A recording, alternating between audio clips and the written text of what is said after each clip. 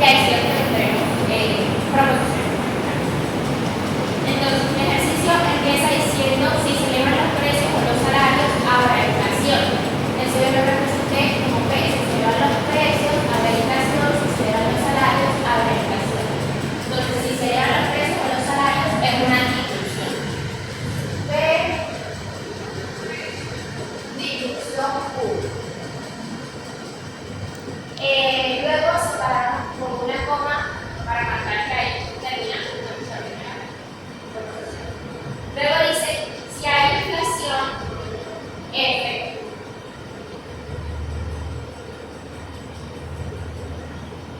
Si hay inflación, el gobierno ha de regularla o el pueblo subirá. El gobierno ha de regularla o el pueblo subirá. Entonces, F, dilución D. Entonces, para que esto se cumpla, debemos poner la condición por papel. ¿Por qué? Porque si hay inflación, entonces el gobierno ha de regularla o el pueblo. Luego tenemos una coma para ir ubicando.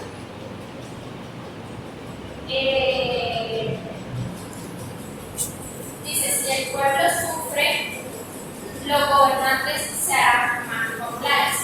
Entonces, si D, el pueblo sufre, entonces los gobernantes serán más populares. Entonces, ellos. Luego tenemos, esto lo podemos colocar en paréntesis.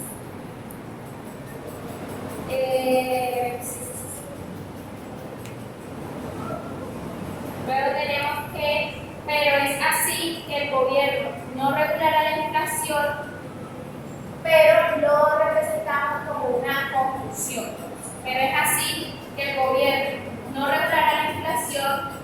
El gobierno no regulará la inflación, como es el gobierno no regulará la inflación, negación de él. Negación de él.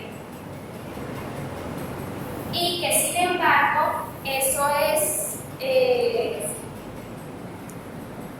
acá. Los gobernantes no serán más populares. ¿Qué es negación de él?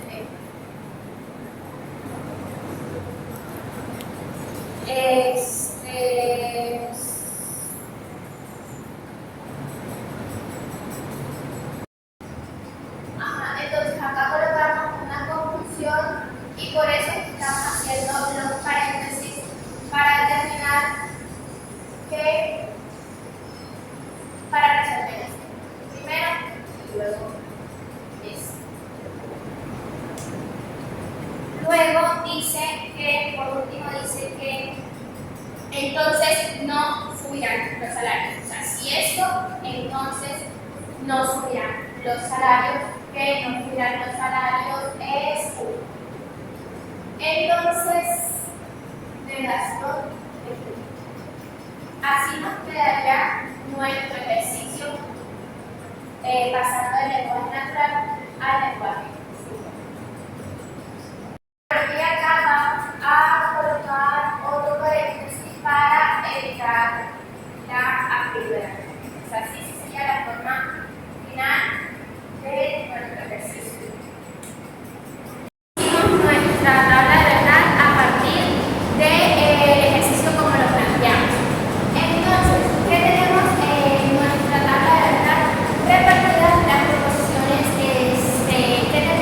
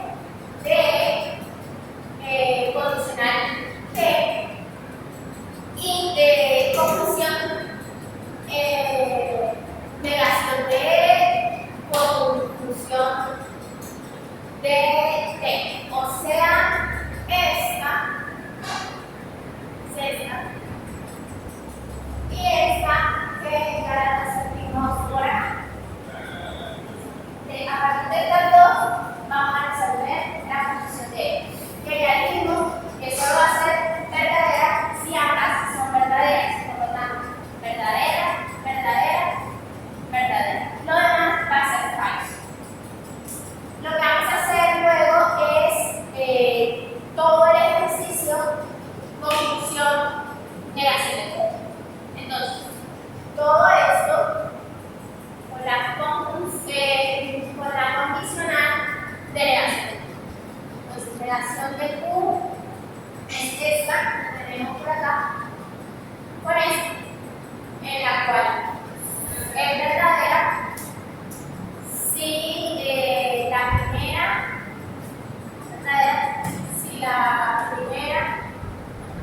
es falsa, si la primera es verdadera y la otra estamos viendo esto. Si la primera es verdadera y la segunda es falsa. Si se cumple